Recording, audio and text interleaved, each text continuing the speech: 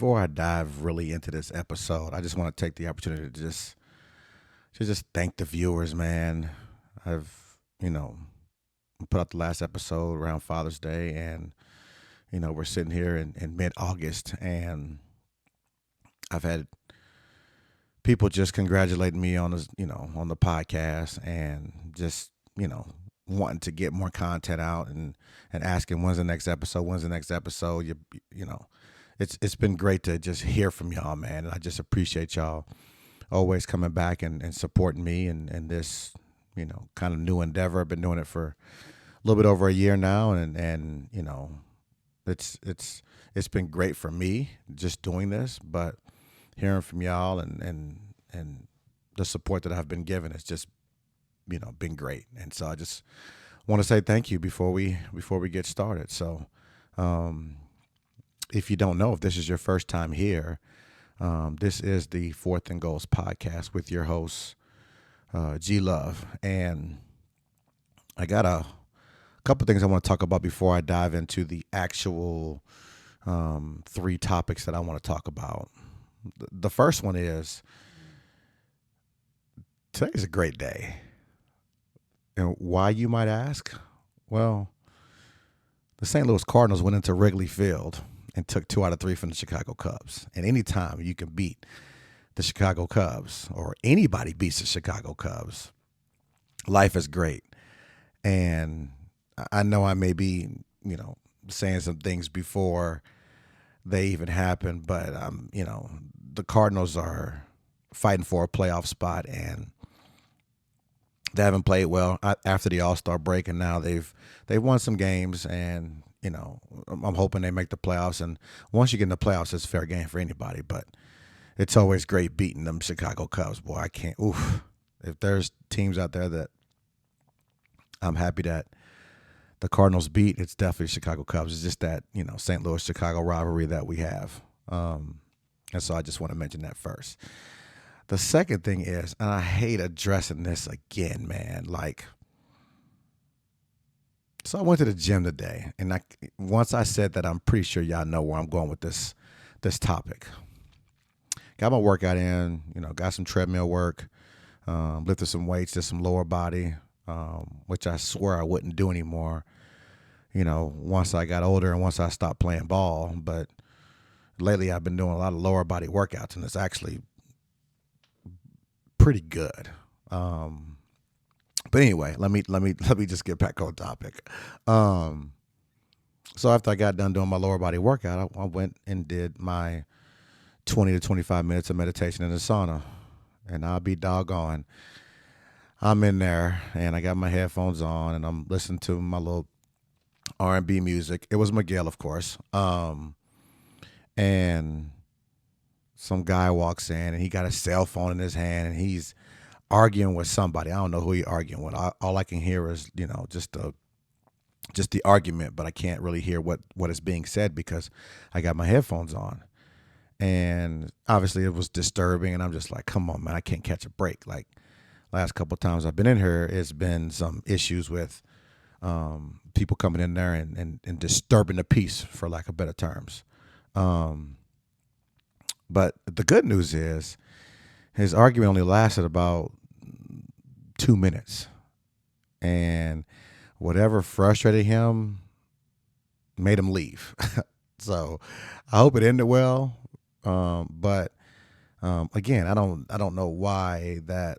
To me, I think the sauna is a sacred place, as I said in our last episode. But I was happy to see him go, and then I was able to get my thoughts, get a little sweat in, and be able to just be in a relaxed state of mind, clear my mind of some things. Just it's been a long couple of weeks, so that was good to just get him out of there and enjoy the rest of the time that I was in there. So hopefully next week when I go back, there will be no disturbance, because if so, I'm gonna have to. I don't know what I'm gonna do. I don't know. We'll see. Let's just say it. Let's just hope and pray it don't happen anymore. Topic one. Wait a second. Topic one. I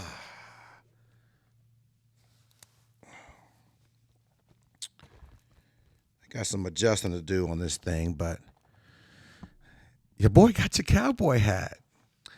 Here's the funny thing. I received it on Father's Day, and I think I put the episode out on Father's Day, if I'm not mistaken. I can't remember, but the video hadn't yet released yet. And, I'm going downstairs, and typically on Sundays, I will go downstairs and make breakfast for the family. And, that's just kind of my Sunday routine.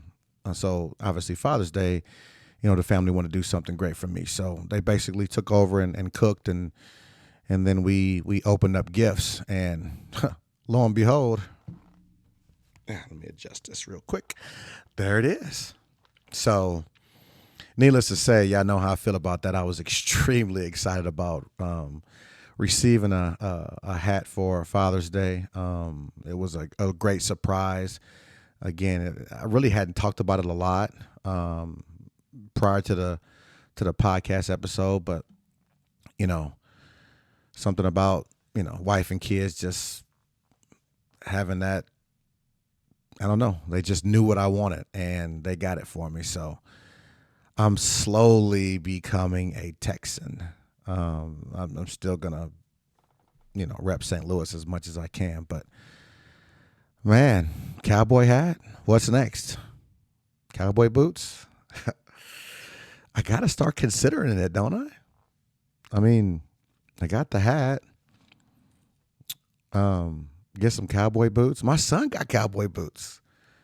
He went home to St. Louis, and he was spending some time with my mom. And she took him shopping, just like how grandparents do.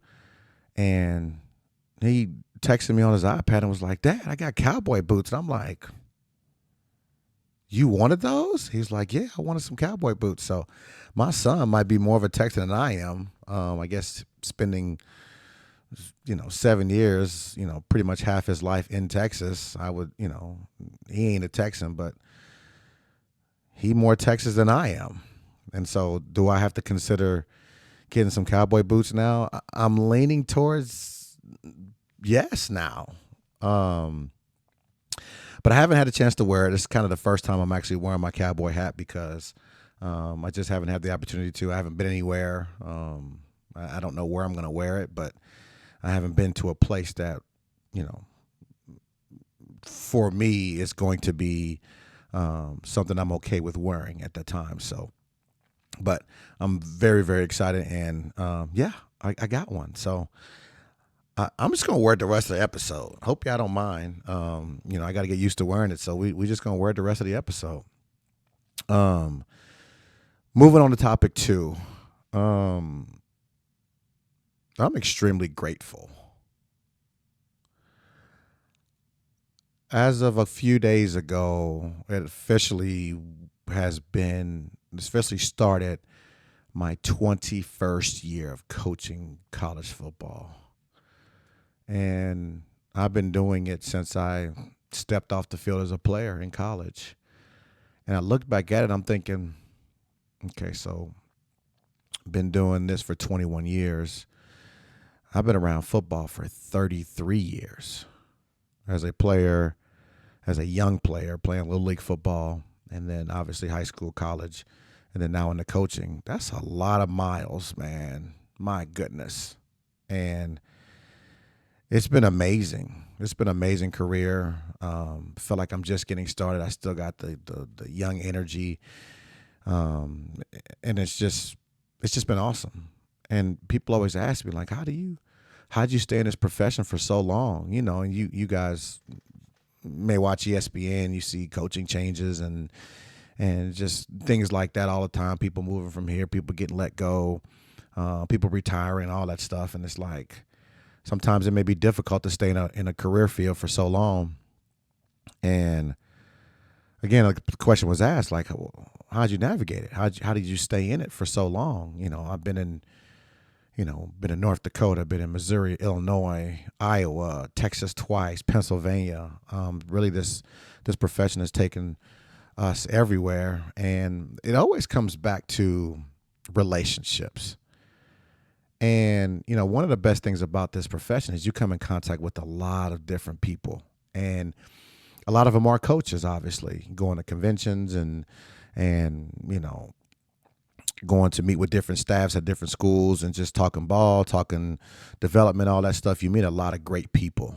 And, sometimes you kind of forget that, especially in collegiate athletics, you come in contact with a lot of people from different divisions on campus, right? So we're meeting with admissions and financial aid and housing and, tutoring services and career development. The list goes on and on. And, here I've been able, not even just here, but a lot of pretty much everywhere I've been, I've liked to go around and meet different people across campus and build those relationships. I've met some really great people, man. And those people are ones that put the kids first. They want to see them succeed, rather it be in the classroom, rather it be post-grad with their careers. For us, it's, player development, character development. You learn so much through the game of football, how to deal with adversity, how to be a great teammate. There's a lot of facets that we do as coaches outside of the X's and O's and practices and games and competing and traveling and all that. But it just, you just meet so many great people. And, the staff that I'm in right now, we have a great staff. We get along extremely well. And I can tell you, if you are in a career field or even at your job and, you're going to be spending a lot of time with the people at your job, God, I hope you like them, because it just makes it so much easier to just get your job done and fulfill everything that you need to do for your position that you're in. And like I said, I have a great relationship with our staff that I'm a part of. We have a lot of great days together, and yeah, there's obviously some discussions that happen that it's football, it's competing. You're going to compete with each other, and it's a I don't even know how to explain it, but to say it's great competition. It's you love to compete, and so there's going to be some trash talking, some getting after each other and stuff like that. But at the end of the day, we all love each other. We all come to the same goal, and we want to accomplish it together. And we know we need each other for that. But we have a great relationship. The players, my goodness, I love them like their own kids. And so when you go to work and you have a great staff, and you have your players that you love, you got people all around campus that want to see you succeed, are going to help you succeed, going to help your kids succeed both on and off the field, and you build relationships with those people. That's how you last for 21 years. That's how you make it. And I hope that I get to do this for another 21 years after this one, because I really can't see myself doing anything else. But bottom line is relationship building. And I hope that whatever career field you choose, that you get into it for the right reasons. Mine is a servant leadership type career, where you're looking to just help people, especially help people that are just learning how to be in that next phase of their life. And talk about the 17 and 18-year-old kids that become 21, 22 years old and leave this place as grown men that go on and go try to conquer the world, which is awesome. So building relationships, that's what I'm all about, is doing that. So wanted to cover that. Topic number 3, and this one's, I don't know. Let's talk about it. I think my son saved my life. And I'm speaking metaphorically, right? I'm not, I wasn't in a situation where my son came out and saved my life. I hope he would. I know he would if there was a situation like that. My son is tough and loving, and and caring. So I know that if that situation were, let's just hope that doesn't happen, obviously, because I don't want to be put in that situation. Um, I'm gonna tell you why I think he saved my life. He's in his second year playing football, and the kid don't miss nothing. He don't miss no workouts. He don't miss nothing. We got some extra work in the summer. Worked on some drill work, just kind of getting him caught up a little bit. Just get him a little, get him some extra training. Which who else gonna train him but me, right? Um, and so y'all know we're in Texas now, and Texas has temperatures that are hot, for lack of better terms. It's extremely hot down here. We've had multiple days in a row where it's over 100. And so, being outside in the heat, first of all, I think it's UIL or Texas rules for athletics, you can't be outside practicing during a certain time because it's just too hot. It's not great for the kids to be out there in that heat. So many bad things can happen because of just the heat. So my son got to be at practice at 6:15 in the morning. It's still dark outside. And I got to take him, which I got no problem with.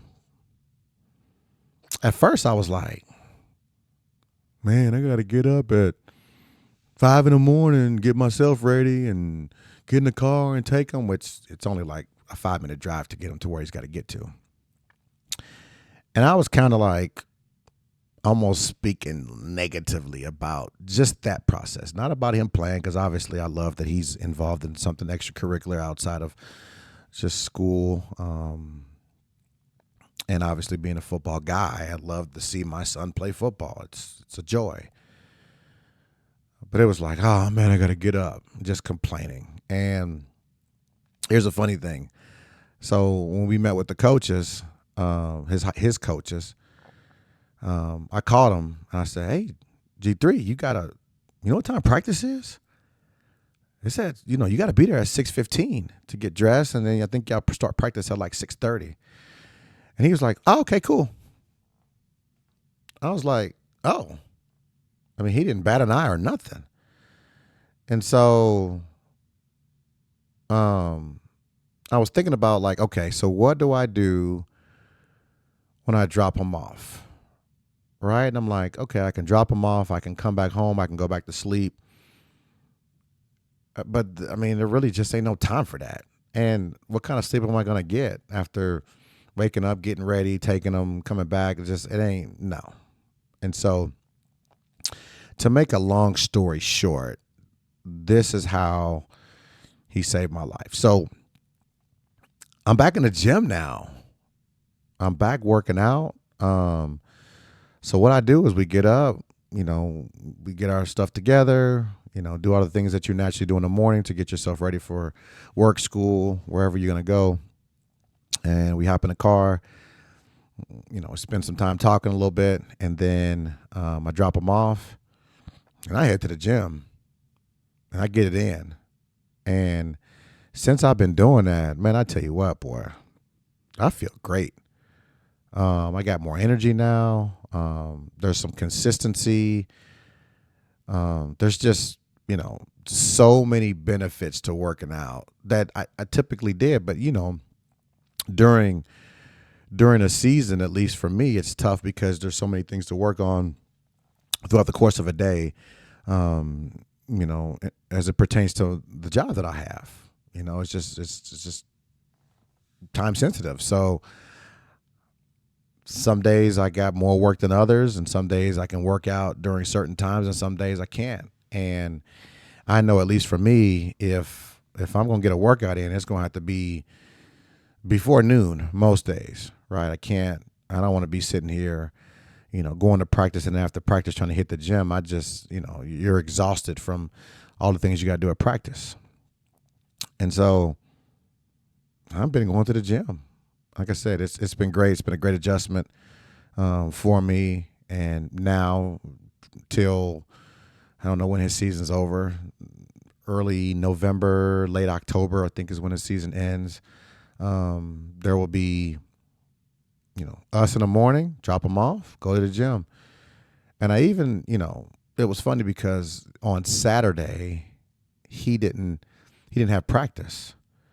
And so I still got up early, did what I needed to do in the morning, got to the gym, got a workout in, and then, enjoyed the rest of the day. So it's something that it's funny that my kid is the one that's the motivating factor behind, you know, getting in shape, working out, creating a mental break, creating a positive and healthy, mental health.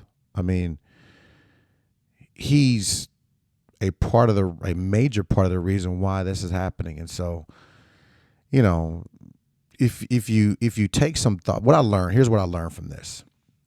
If you have these thoughts in your head and you think of things a specific way. And so if you think of things in a negative way, then I believe negative things are going to happen because that's the way you're thinking. If you think positive thoughts, then you're going to be encouraged. You're going to be a little bit more upbeat and ready to go to be able to conquer the world. And positive things are going to happen to you. Up until about, I don't know, a few years ago, I guess now I should say I'm a firm believer in energy, right? I'm not talking about, oh, do I have enough energy because I slept a certain amount of time or anything like that. It's the vibes. It's the energy. I'm a big energy person lately. And I feel like if you're a person that gives off great energy, then that's somebody that you want to be around. If somebody that doesn't give off great energy, then I don't know why you would want to be around a person that's going to bring you and your spirits down. So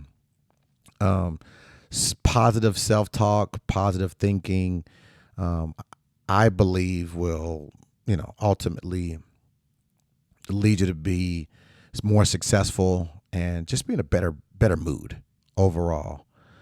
And so, we'll see how this goes, but I don't see a path to where I don't continue working out in the mornings early, getting it in, which now makes me go to bed a little bit earlier, right? It's just, I get home and now I'm just like, okay, what time is it? Okay, because I know I have to get up in the morning. And so now I get the more appropriate sleep than I've been getting in the past. So there's just so many positives to it. And, I got my son to thank and obviously this Texas heat to thank. See, Texas heat, everybody's like, oh, it's hot, hot, hot. Well, sure, but my son gets to practice early in the morning, so I get to go work out. So thank you for the Texas heat, because if it wasn't hot, then he'd be practicing later, and who knows how consistent I would be with my workouts. Again, it's that positive thinking. So, yeah, so that's, pretty much what I want to get off my chest today. Wanted to, share that with you.